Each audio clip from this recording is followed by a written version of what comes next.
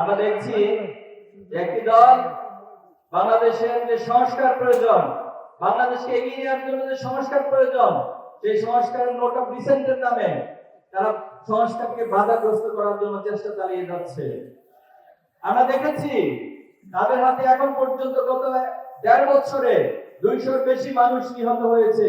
তারা হত্যাকাণ্ড সংগঠিত করেছে।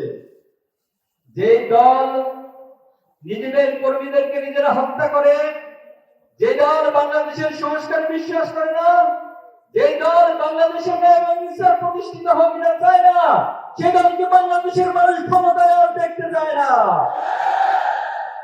তারা বারবার দাবি করে তারা বড় দল, নির্বাচনের আগে নিজেদেরকে ক্ষমতায় অধিষ্ঠিত হিসেবে প্রকাশ করার, জাহির করার চেষ্টা করে।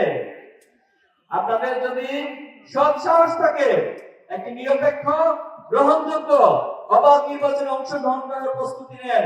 মানুষ হত্যা করে এই বাংলাদেশের পরিবেশকে আর নষ্ট করার চেষ্টা করবেন না। এই বাংলাদেশের মানুষ কোন চাঁদাবাজদেরকে ক্ষমতায় দেখতে চায় না। এই বাংলাদেশের মানুষ কোন নারী দর্শনকারীদেরকে, ইপিজিকারীদেরকে ক্ষমতায় দেখতে চায় না।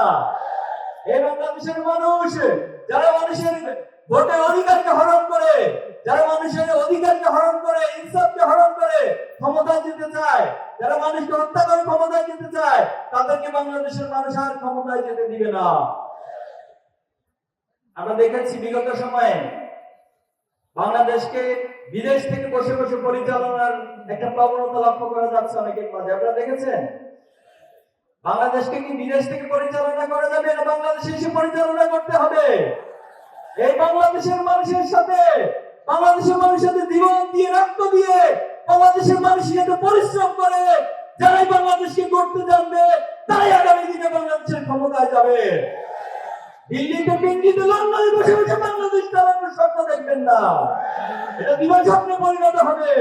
সব সাহস থাকলে বাংলাদেশে এসে বাংলাদেশের মানুষের সাথে রাজনীতি করে এরপর ক্ষমতায় যাওয়ার স্বপ্ন দেখো। সংগ্রামী উপস্থিতি, ইসলামী ছাত্র শিবির 1977 সাল থেকে আজ পর্যন্ত বাংলাদেশের ছাত্র সমাজকে, যুব সমাজকে নৈতিকভাবে মেধার ভিত্তিতে গড়ে তোলার জন্য আপ্রাণ চেষ্টা চালিয়ে যাচ্ছে। কিন্তু দুর্ভাগ্য হলো সে 1977 সাল থেকে আজ পর্যন্ত আমাদের শত শত ভাইদেরকে জীবন দিতে হয়েছে, আমাদের ভাইদেরকে নির্মমভাবে হত্যা করা হয়েছে। আমরা যখন কষ্ট করেছিলাম কি আমাদের অপরাধ ছিল, কেন আমাদের ভাইদের উপর এত নির্যাতন, এত খুনের ঘটনা ঘটানো হচ্ছে, তখন একটা উত্তর পাওয়া গিয়েছে যে আমরা শুধুমাত্র এই ঘোষণা দিয়েছিলাম, আমরা শুধুমাত্র এক আল্লাহর কাছে আমাদের নিজেদের বিশ্বাসকে সঁপে দিয়েছিলাম। এই অপরাধে আমাদের শহীদ ছাত্রী, শহীদ আয়ুব থেকে শুরু করে আমাদের প্রথম কেন্দ্রীয় সভাপতি শহীদ মীর কাসেম আলী, শহীদ কামরুজ্জামান থেকে শুরু করে শত শত ভাইদেরকে জীবন দিতে হয়েছে। আমাদের শত শত ভাইদেরকে গুম করা হয়েছে, নির্মম নির্যাতন করা হয়েছে রিমান্ডে নিয়ে। অনেক ভাইদের লাশ খুঁজে পাওয়া হয়েছে নদীতে, খালে, বিভিন্ন রাস্তার ধারে। তথাকথিত ক্রসফায়ারের নামে আমাদের অনেক ভাইদেরকে গুলি করে হত্যা করা হয়েছিল। কিন্তু 2024-এর জুলাই আগস্টের পর অনেকগুলো আইনা ধরা আবিষ্কৃত হয়েছে। কিন্তু দুর্ভাগ্য হলো আমাদের 7 জন ভাইকে এখনো ফিরে আসেনি। আমরা প্রশাসন থেকে শুরু করে বিভিন্ন জায়গায় বারবার বলেছি, তাদের পরিবারকে নিয়ে এসে বিভিন্ন আবেদন উপস্থাপন করেছি, কিন্তু এখনো পর্যন্ত আমাদের সেই ভাইদেরকে কোনো সরকার দিতে পারে নাই। আমরা সরকার থেকে আহ্বান জানাবো, অতি সত্বর আমাদের ভাইদের এই খোঁজ আমাদের বাংলাদেশের কাছে, তাদের পরিবারের কাছে দিতে হবে। আমাদের অসংখ্য ভাইদেরকে পঙ্গু করে দেওয়া হয়েছে, হাত কেটে ফেলতে হয়েছে, চোখ উপড়ে ফেলা হয়েছে, চোখ নষ্ট করে দেওয়া হয়েছে। এই সকল লড়াই সংগ্রাম, এই ত্যাগ কোরবানির পথ মারি দিয়ে আজকে যে পর্যায়ে এসে দাঁড়িয়েছি, এখন এসে নতুন করে আমাদেরকে ভয় দেখানো, আমাদেরকে থামিয়ে দেওয়ার যে রাজনীতি, এই রাজনীতি বন্ধ করতে হবে। অতীতে যারা আমাদেরকে থামিয়ে দিতে চেয়েছে তারা নিজেরাই থেমে গিয়েছে। অতীতে যারা আমাদেরকে নিষিদ্ধ করতে চেয়েছিল তারাই বাংলাদেশের মানুষের গণ আদালতে নিষিদ্ধ হয়ে বাংলাদেশ ছেড়ে দিতে বাধ্য হয়েছে। এজন্য আমাদেরকে ভয় দেখাতে আসবেন না। আমরা এক আল্লাহর কাছে নিজেদের কপাল এবং নিজেদেরকে রচনা দিয়েছি। আমরা ঘোষণা দিয়ে আসলাম রব্বিল আলামিন। আমরা শুধুমাত্র এক আল্লাহর কাছে নিজেদের মাথা নত করি। দুনিয়ার কোনো শক্তি, দুনিয়ার কোনো প্রভাবের কাছে আমরা নিজেদের মাথা নত করি না। এজন্য এই শক্তিকে যারা যুদ্ধ করতে আসবেন, বাধা সৃষ্টি করতে আসবেন, তারাই পৃথিবীতে ইতিহাসে আস্থা করে পরিণত হবেন।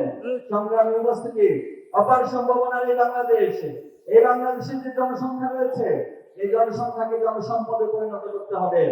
আমাদের দেশে যে ছাত্র সমাজ রয়েছে, এই মেধাগুলি বিভিন্ন দেশে পাচার হয়ে যাচ্ছে। আগামী দিনে যারা রাষ্ট্র পরিচালনা করবেন, আমরা অনুরোধ করব এই মেধাকে লালন করতে হবে, পরিচর্যা করতে হবে।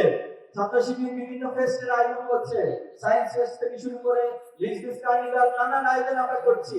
এর মধ্যে দিয়ে বাংলাদেশে ক্রিম মেধাবীগুলো উঠে আসছে এবং আলহামদুলিল্লাহ আপনারা জেনে খুশি হবেন, ছাত্র শিবিরের আয়োজনগুলোতে যারা সম্পৃক্ত হচ্ছে, তারা শুধুমাত্র দেশেই নয়, বরং তাদের মেধার স্বাক্ষর তারা পৃথিবীর বিভিন্ন রাষ্ট্রে গিয়ে বিভিন্ন ওয়ার্ল্ড কম্পিটিশনে অংশগ্রহণ করে তারা কৃতিত্বের অবদান রাখছে। আমাদের এই মেধাগুলোকে পরিচর্যা করতে পারলে নিঃসন্দেহে আগামী দিনে বাংলাদেশ একটি সমৃদ্ধ বাংলাদেশে পরিণত করা সম্ভব। বাংলাদেশে পৃথিবীর সর্বোচ্চ সি বিচ রয়েছে, সবচেয়ে বড় ম্যানগ্রোভ ফরেস্ট্রি বাংলাদেশে রয়েছে, নদী মাতৃকতার মধ্য দিয়ে বাংলাদেশে অপার সম্ভাবনা রয়েছে। শুধুমাত্র যদি নদী মাতৃকতার মধ্য দিয়ে বাংলাদেশকে সাজানো যায়, পৃথিবীর অন্যতম পর্যটন শিল্পের দেশ হিসেবে বাংলাদেশ পরিণত করা সম্ভব। বাংলাদেশে যে এত সম্ভাবনা রয়েছে, অতীতে আমরা কখনোই কোন রাজনীতিবিদদেরকে এই সম্ভাবনা নিয়ে কথা বলতে দেখিনি, এই সম্ভাবনা ভাবতে দেখিনি, বরং তারা বারবারই বাংলাদেশ থেকে লুটপাটের রাজনীতি করেছে, বাংলাদেশ থেকে অর্থ পাচারের রাজনীতি করেছে, বেগম পরে বড় বড় দালান তারা নির্মাণ করেছে, অর্থ পাচার করে বাংলাদেশকে অর্থনৈতিকভাবে পঙ্গু করে দেওয়া হয়েছে। এই জন্য আগামী দিনে বাংলাদেশের রাজনীতি হবে, সেই রাজনীতি হবে সমৃদ্ধ বাংলাদেশ গড়ে তোলার রাজনীতি। বাংলাদেশকে গড়ে তোলার রাজনীতি হবে ন্যায় ইনসাফের রাজনীতি। আগামী বাংলাদেশ হবে ন্যায় ইনসাফের রাজনীতি। আগামী বাংলাদেশে কোন ধরনের কাদা ছড়াছড়ি রাজনীতি হবে না। আজকের এই জেনজি, আজকের এই জেনারেশন জুমার, জেনারেশন আলফা এই ধরনের কাদা ছড়াছড়ি নোংরা রাজনীতি পছন্দ করে না। আমরা সম্প্রতি দেখতে পাচ্ছি যে একটি দল আমাদের নারী এবং বোনদের উপর হামলা চালাচ্ছে। এর যে নির্লজ্জ কাজ বাংলাদেশের জমিনে জুলাই এবং আগস্টের পরে আর কিছু হতে পারে না। আমরা দেখেছি একটি দল আমাদের কোরআন ক্লাস, কোরআন তালিম প্রোগ্রামে হামলা চালাচ্ছে। যারা কোরআনের তালিমে, কোরআনের প্রোগ্রামে হামলা চালাবে, মনে রাখবেন এটা আগুন নিয়ে খেলা করার শামিল। আগুন নিয়ে যারা খেলা করে তাদের পরিণতি অতীত খারাপ হয়েছে, ভবিষ্যতেও খারাপ হবে। সংগ্রামী উপস্থিতি, আমরা চাই আমরা কোনো ব্যক্তিগত দলের বিরুদ্ধে নয়। ইসলামী ছাত্র শিবির যারা ন্যায় ইনসাফের পক্ষে কথা বলবে, যারা বাংলাদেশের পক্ষে কথা বলবে, আধিপত্যবাদের বিরুদ্ধে অবস্থান নেবে, ছাত্র শিবির সকল ব্যক্তি এবং দলের পাশে দাঁড়াবে। আমরা ঘোষণা দিচ্ছি আগামী দিনে যারা এই সৎ দক্ষ এবং দেশপ্রেমিক হয়ে বাংলাদেশে পরিচালনা করবে, ইসলামী ছাত্র শিবির তার সর্বোচ্চ দিয়ে তাদের পাশে সহযোগিতা করবে, পাশে দাঁড়াবে ইনশাআল্লাহ।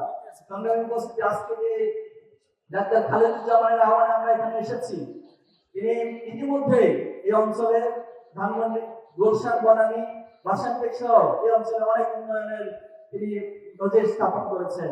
ক্ষমতায় যাওয়ার আগে যারা মানুষের কাছাকাছি যেতে পারে, মানুষকে ভালোবাসতে পারে, যারা মানুষের জন্য এত সেবা করার জন্য সক্ষমতা যাদের আছে, তাদেরকে যদি আমরা আগামী দিনে পার্লামেন্টে পাঠাতে পারি, তাদেরকে নির্বাচিত করে যদি জনপ্রতিনিধি বানাতে পারি, তাহলে নিঃসন্দেহে তারা এই রাষ্ট্রের জন্য, এই সমাজের জন্য আরো অনেক বড় ভূমিকা পালন করতে পারবে।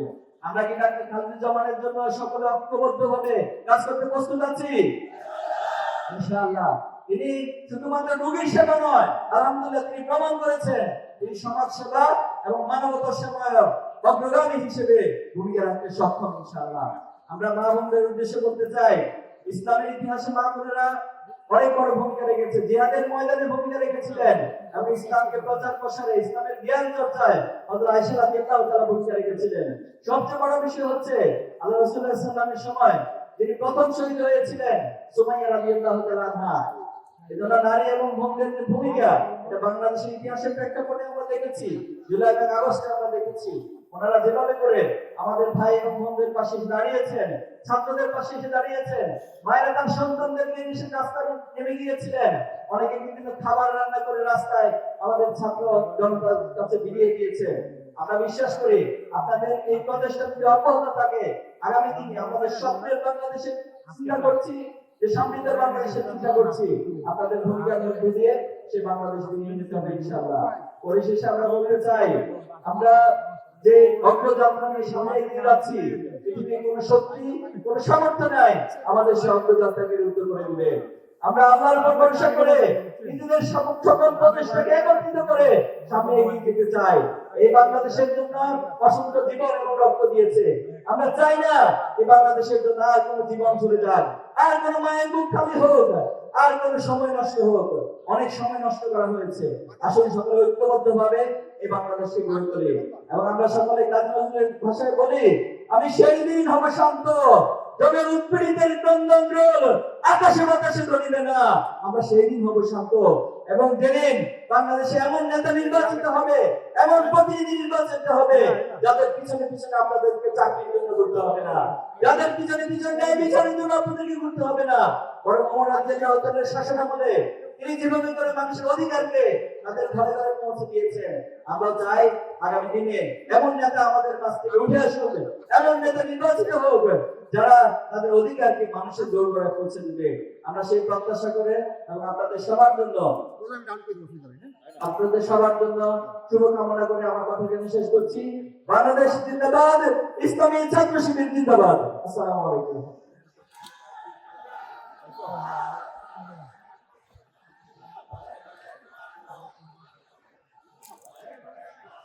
সংগ্রামী উপস্থিতি, এই ঐতিহাসিক ছাত্র যুবক নাগরিক গণসমাবেশের সম্মানিত প্রধান অতিথি, বাংলাদেশ জামাত ইসলামের সম্মানিত আমির, বাংলাদেশের সাধারণ মানুষের গণমানুষের আকাঙ্ক্ষার প্রতীক, সমৃদ্ধ বাংলাদেশের স্বপ্নদ্রষ্টা শ্রদ্ধাভাজন আমিরে জামাত ডাক্তার শফিকুর রহমান, উপস্থিত ঢাকা 17 আসনের যিনি দাঁড়িপাল্লার প্রার্থী হিসেবে মনোনীত হয়েছেন ডাক্তার খালেদুজ্জামান, উপস্থিত ইসলামিক ছাত্র শিবিরের সাবেক কেন্দ্রীয় সভাপতি, বাংলাদেশ জামাত ইসলামী ঢাকা মহানগরের সম্মানিত আমির জনাব সেলিম উদ্দিন, উপস্থিত নেতৃবৃন্দ, সাংবাদিক বন্ধুগণ, মা ও বোনেরা এবং অত্র অঞ্চলের ছাত্র যুবক এবং নাগরিক বৃন্দ, আসসালামু আলাইকুম রহমতুল্লাহি ওয়া বারাকাতুহু। সংগ্রামী উপস্থিতি, আমাদের এই প্রিয় বাংলাদেশ বারবার বিভিন্ন দেশীয় এবং আন্তর্জাতিক ষড়যন্ত্রের শিকার হয়ে আসছে। সেই ব্রিটিশদের কলোনি স্থাপন থেকে শুরু করে ফ্যাসিবাদের পতন পর্যন্ত এই বাংলাদেশকে স্বাধীন সার্বভৌম রাখার জন্য এই জনপদের আলেম ওলামা থেকে শুরু করে ছাত্র যুবক থেকে শুরু করে শ্রমিক মেহনতের মানুষ থেকে শুরু করে নারী পুরুষ সকল স্তরের মানুষ জীবন দিয়েছে, রক্ত দিয়েছে শুধুমাত্র স্বাধীনতা সার্বভৌম থেকে রক্ষা করার জন্য। আমাদের স্বপ্ন এই বাংলাদেশ একটি ন্যায় ইনসাফের বাংলাদেশে পরিণত হবে। আমাদের স্বপ্ন এই বাংলাদেশ আধিপত্যবাদ মুক্ত, স্বৈরাচার মুক্ত, ফ্যাসিবাদ মুক্ত, ইনসাফপূর্ণ একটি বাংলাদেশে পরিণত হবে। আমাদের স্বপ্ন এই বাংলাদেশের যত সম্ভাবনা রয়েছে এই সম্ভাবনাগুলোকে কাজে লাগিয়ে একটি সমৃদ্ধ বাংলাদেশে পরিণত হবে। কিন্তু দুর্ভাগ্য হচ্ছে এই জনপদে বারবার শরীয়তুল্লাহ তিতুমির থেকে শুরু করে সকলে জীবন দিয়েছে, আবু সাইদরা জীবন দিয়েছে, আলেম ওলামারা জীবন দিয়েছে, কিন্তু এখনো পর্যন্ত আমাদের সেই স্বপ্নের বাংলাদেশ প্রতিষ্ঠিত হয়নি। 2024 জুলাই আগস্টে শহীদ আবু সাইদ, শহীদ মুগ্ধ, শহীদ ওয়াসিম ছাত্র সহ হাজার হাজার ছাত্র জনতা জীবন দিয়ে এই বাংলাদেশকে নতুন করে নতুন স্বপ্নের আঙ্গিকে সাজিয়ে তোলার এক পথ আমাদের সামনে রচনা করে দিয়েছেন। কিন্তু আমরা সেই স্বপ্ন নিয়ে যখন সামনের দিকে এগিয়ে যাচ্ছি, আমরা লক্ষ্য করেছি সে অতীতের ফ্যাসিবাদী এবং আধিপত্যবাদীদের দাদাদের শক্তি আবার বাংলাদেশকে নিয়ে ষড়যন্ত্র করছে, মাথা ছাড়া দিয়ে উঠছে।